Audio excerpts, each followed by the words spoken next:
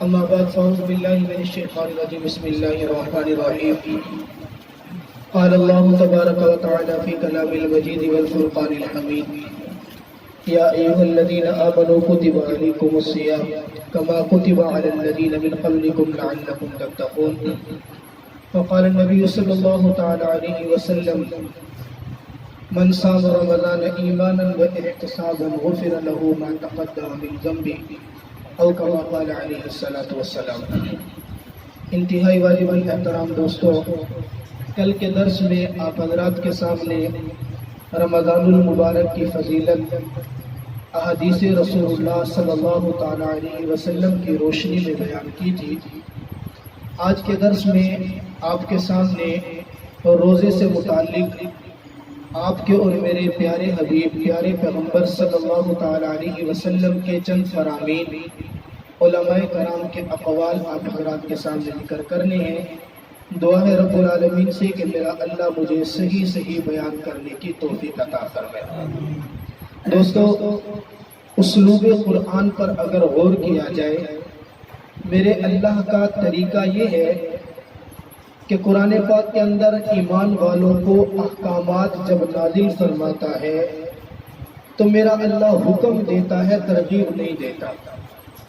آپ قرآن پاک کے اندر غور فرمائیں، نماز کی فرضیت کا جب میرے اللہ نے حکم دیا تو صرف اتنی بات بیان فرمائی، اقیم الصلاۃ، نماز قائم کرو۔ اس سے آگے پیچھے ترغیب نماز قائم کرنے کا حکم دیا ہے، ترغیبی جملہ ارشاد نہیں فرمایا۔ زکوٰۃ کا حکم آیا، فرمایا آتوا الزکوٰۃ، زکوٰۃ ادا کرو۔ اس طرح دوسرے احکامات کو آپ دیکھتے چلے جائیں، میرے اللہ حکم دیتے ہیں اور اس حکم کا ماننا امت کے لیے لازم ہو جاتا ہے۔ لیکن جب روزے کی باری آتی ہے، میرے اللہ نے اسلوب بدلا، طریقہ کار بدلا اور حکم فرمایا کتب علیکم الصیام یا ایھا الذین آمنوا۔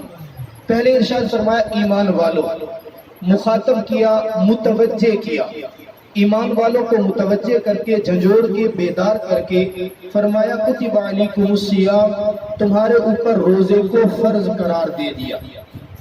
پھر صرف اتنی بات نہیں کہ روزہ صرف تمہارے لیے ہو، آگے ترغیبی جملہ ارشاد فرمایا کما کتب علی الذین من قبلکم، روزہ تمہارے اوپر ایسے فرض قرار دے دیا جیسے تم سے پہلے والی امتوں کے اوپر روزے کو فرض قرار دے دیا۔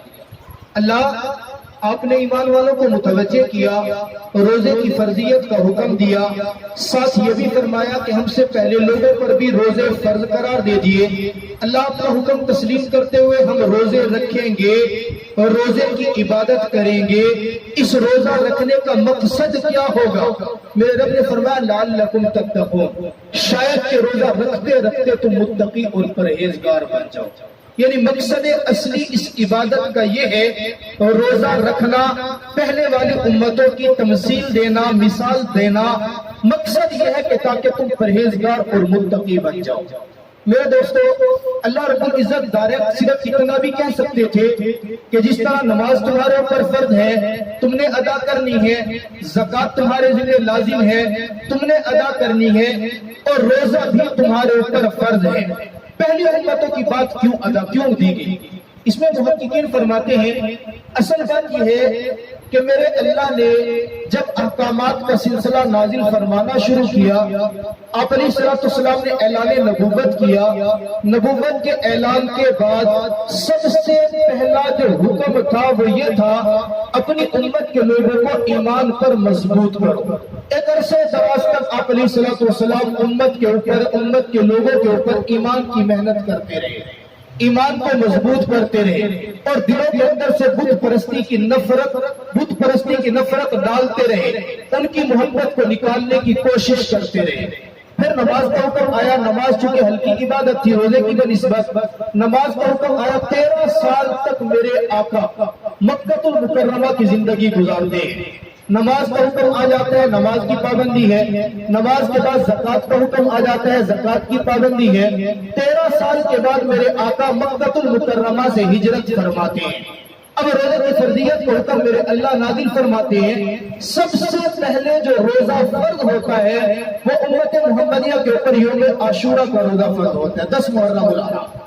سال میں صرف ایک روزہ فرض ہے 10 محرم کا، اس کے بعد رمضان المبارک کے روزے فرض ہوئے، لیکن ابتداء روزے کے اندر یہ بات تھی کہ جس نے رکھ لیا، جو رکھنا چاہتا ہے وہ رکھ لے، جو نہیں رکھنا چاہتا وہ روزے کا فدیہ دے، فدیہ دینے کی اجازت تھی۔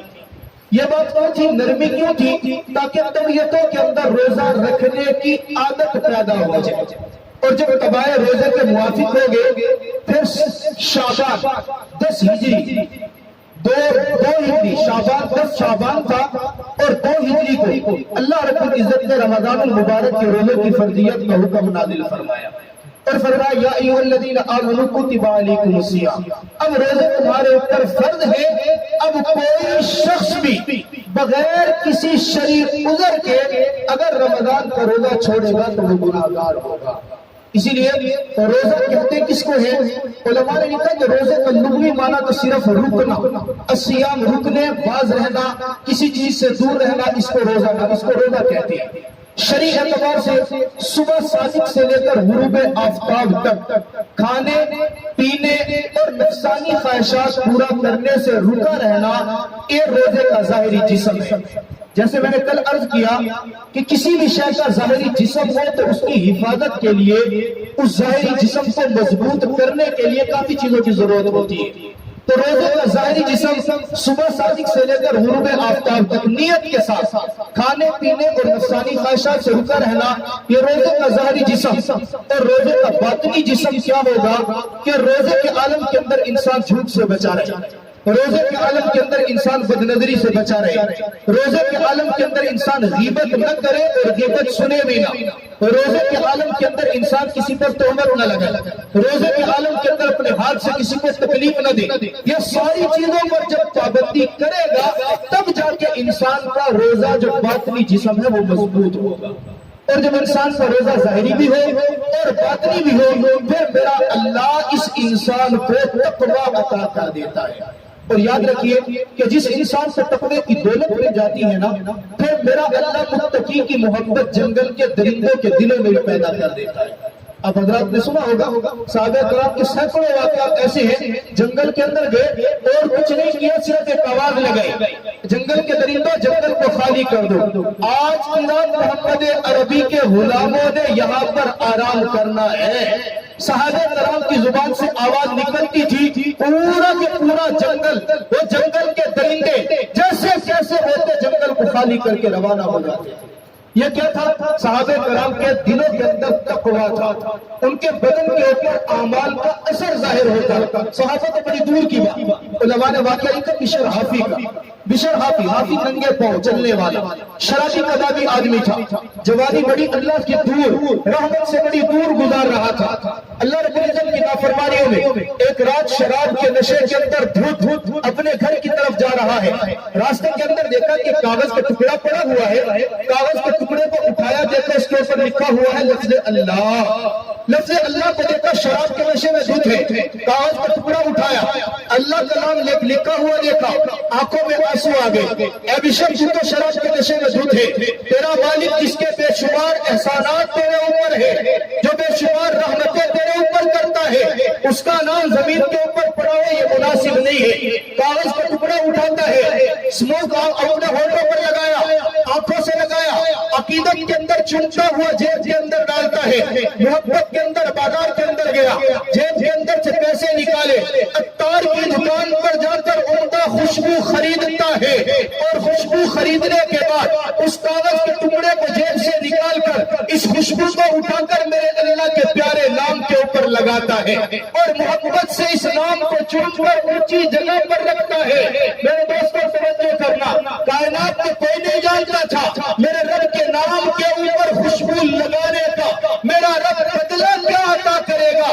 بشر حافی نے میرے رب کے نام کے اوپر خوشبو لگائی، ٹکڑا اوپر رکھ دیا، نہیں پتا تھا کہ اوپر رکھنے کا کیا ماجرا ہوگا، رات کو گھر کے اندر جا کر سو گیا۔ میرے رب کو بشر کی یہ ادا اتنی پسند آئی، گویا غیب کے عالم میں اعلان کر دیا دیا، اے بشر نے دنیا کے اندر میرے نام کو خوشبو سے معطر کیا، میں تیری زندگی کو تقوی کے اندر اتنا خوشبو سے معطر کروں گا کہ جنگل کے درندے بھی تیرے غلام ہو جائیں۔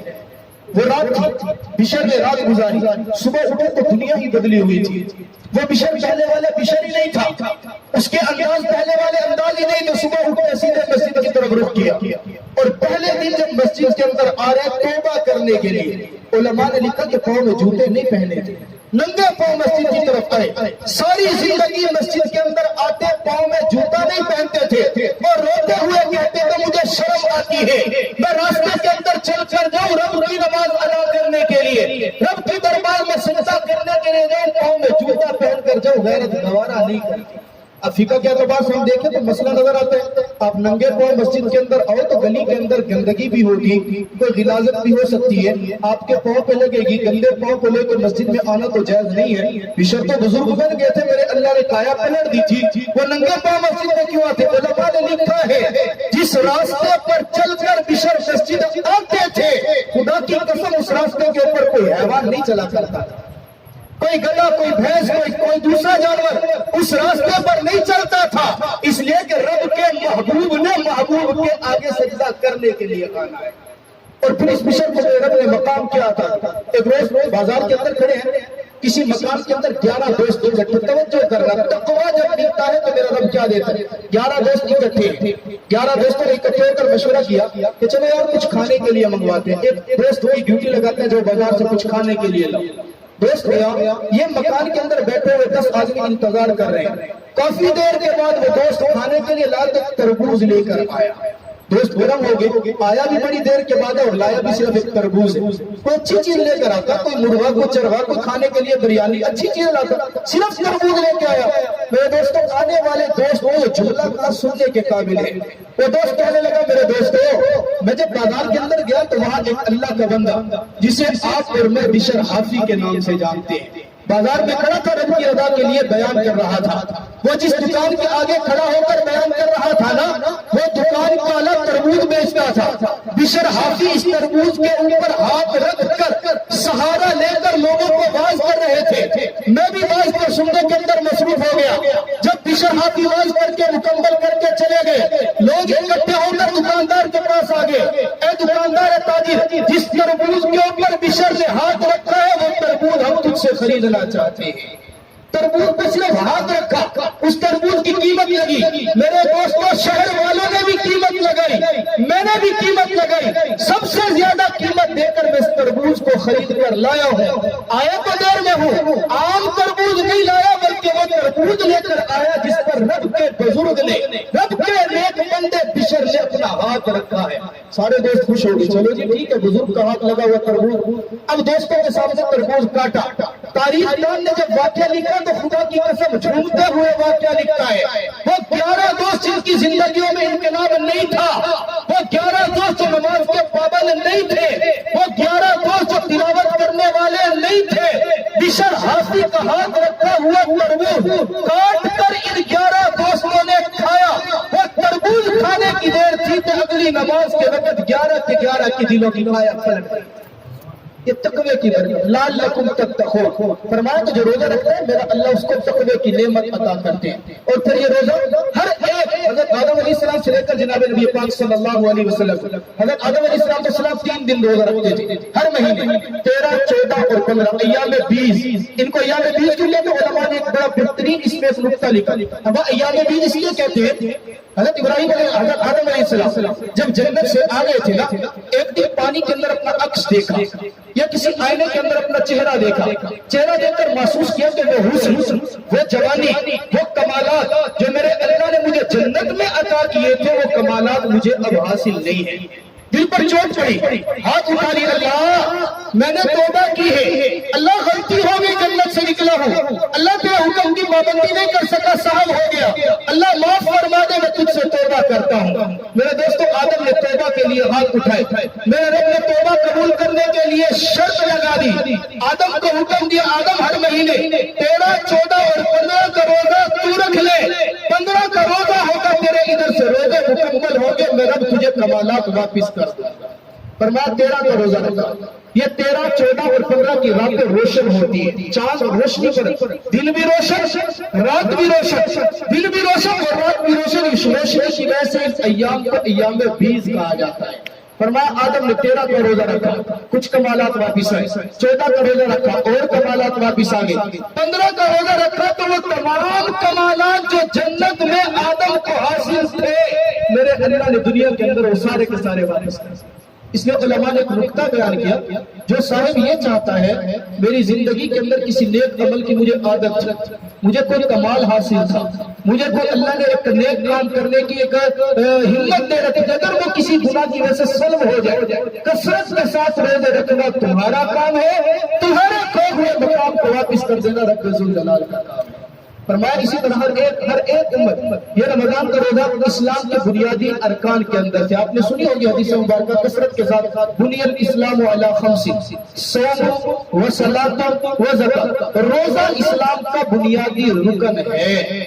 اس کے مانے بغیر, اس کو تسلیم کیے بغیر انسان کا ایمان کامل نہیں ہو سکتا. اس نے فرمایا رمضان کا روزہ ہر عاقل بالغ مرد کے اوپر, عورت کے اوپر یہ فرض عین ہے. اسی طرح جو قضا کے روزے ہوتے ہیں, رمضان کے روزے چھوٹ گئے بیماری سے, سفر سے, وہ قضا کے روزے بھی انسان کے ذمہ فرض ہوتے ہیں. کفارے کے روزے, کوئی کفارہ کسی بھی قسم کا ہے, کفارے کے روزے بھی انسان کے ذمہ فرض ہیں. اس کے علاوہ جتنے روزے وہ نوافل ہوتے ہیں, آپ رکھیں تو ثواب ہے, نہ رکھیں تو کوئی عذاب نہیں. رمضان کے روزوں کے بارے میں آپ علیہ السلام نے بڑے فضائل بیان فرمائے. فرمایا کہ روزہ دار کے منہ کی جو بدبو ہوتی ہے وہ میرے اللہ کے نزدیک مشک و عنبر سے زیادہ پسندیدہ ہے. آپ علیہ السلام نے فرمایا میدان محشر لگا ہوگا, اولین و آخرین سب کے سب موجود ہوں گے, نفسا نفسی کا عالم ہوگا, کائنات کے سارے لوگ پریشانی میں مبتلا ہوں گے, سورج سوا لینے پر ہوگا, گرمی ہوگی, ہر ایک پسینے سے شرابور ہوگا.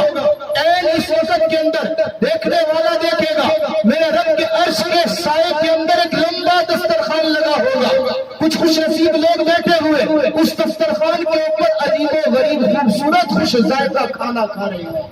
کوئی پوچھنے والا پوچھے گا آج کے دن میدان محشر میں کون لوگ ہیں جو رب کے عرش کے سائے کے اندر کھانا کھا رہے ہیں, جو رب کے عرش کے سائے کے اندر دسترخوان پر میوے کھا رہے ہیں؟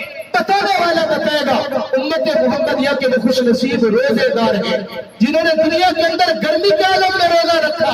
میرے رب نے ان کے روزے کو قبول کر کے آج میدان حشر کے اندر ان کو کھانا عطا کر دیا. میرے دوستو روزہ عظیم عبادت ہے. آج دوسرا روزہ, تیسرا روزہ اپنے اختتام کو پہنچا ہوا, نہیں پتہ چلتا دن کیسے گزرتے ہیں, راتیں کیسے گزرتی ہیں. بقیہ ایام جتنے بھی بچے ہوئے ہیں رب تعالیٰ سے رو رو کر دعائیں مانگی, اپنے لیے, اپنے رشتہ داروں کے لیے, اپنے عزیز و اقارب کے لیے جو دنیا سے چلے گئے, جو موجود ہے وہ کوشش کریں. اور یہ بھی جب آیت مبارکہ غور کریں نا سمجھ میں آئے گا, یا ایھا الذین آمنوا کتب علیکم, ایمان پہلے روزہ بعد میں. معلوم یہ ہوا روزہ رکھ ہی نہ سکتا جس کے دل کے اندر ایمان ہو, اور جس کے دل کے اندر ایمان ہے خدا کی قسم اس کی بخشش تو یقینی ہے. اس کی بخشش ایک الگ معاملہ ہے کہ اس کو برے اعمال جو اس نے کیے اس کا حساب کیا ہوگا, اچھے اعمال پر جزا کیا ملے گی. ایمان جس کے دل کے اندر ہے روزہ وہی رکھ سکتا ہے. جس نے روزہ رکھا وہ یقین سے کہہ سکتا ہے اللہ کا شکر ہے میرے اللہ نے مجھے ایمان کی دولت عطا کی ہے. اللہ رب العزت ہم سب کو ماہ رمضان کے بقیہ روزہ رکھنے کی توفیق عطا فرمائے. کل کے درس کے اندر انشاءاللہ روزے کی نیت کے مسائل, روزے کی نیت کب کرنی ہے, کیسے کرنی ہے, فرض روزے کی نیت کیسے ہوتی ہے, رمضان کے روزے کی نیت کیسی, نیت کے متعلق اجمالی طور پر جتنے بھی مسائل ہیں انشاءاللہ کل کے درس کے اندر ذکر کریں گے. اللہ رب العزت ہمیں سمجھنے کی توفیق عطا فرمائے. اللهم صل على محمد وعلى ال محمد كما صليت على ابراهيم وعلى ال ابراهيم انك حميد مجيد. ربنا لا تزغ قلوبنا بعد إذ هديتنا وهب لنا من لدنك رحمة إنك أنت الوهاب. یا اللہ, یا رحمان, یا رحیم, یا کریم, یا رب ذو الجلال والاکرام, اللہ ہم سب کے صغیرہ کبیرہ گناہوں کو معاف فرما. اللہ رمضان المبارک کا احترام کرنے کی توفیق عطا فرما. اللہ رمضان کے جتنے دن باقی رہ گئے اللہ ان تمام دنوں کے اندر روزہ رکھنے کی توفیق عطا فرما. اللہ تمام راتوں کے اندر نماز تراویح باقاعدہ پڑھنے کی توفیق عطا فرما. اللہ اپنے کلام کی تلاوت کرنے کی توفیق عطا فرما. اللہ اپنے پیارے حبیب پر درود پاک پڑھنے کی توفیق عطا فرما. اللہ جتنے احباب مجمع کے اندر ہاتھ اٹھا کر بیٹھے ہیں اللہ تمام کے تمام کو اپنے پیارے حبیب کے روزے کی زیارت نصیب فرما، اللہ اپنے گھر کی زیارت نصیب فرما، اللہ اپنے گھر کی زیارت نصیب فرما۔ وصلی اللہ تعالی علی خیر خلق محمد و آلہ و اصحابہ اجمعین۔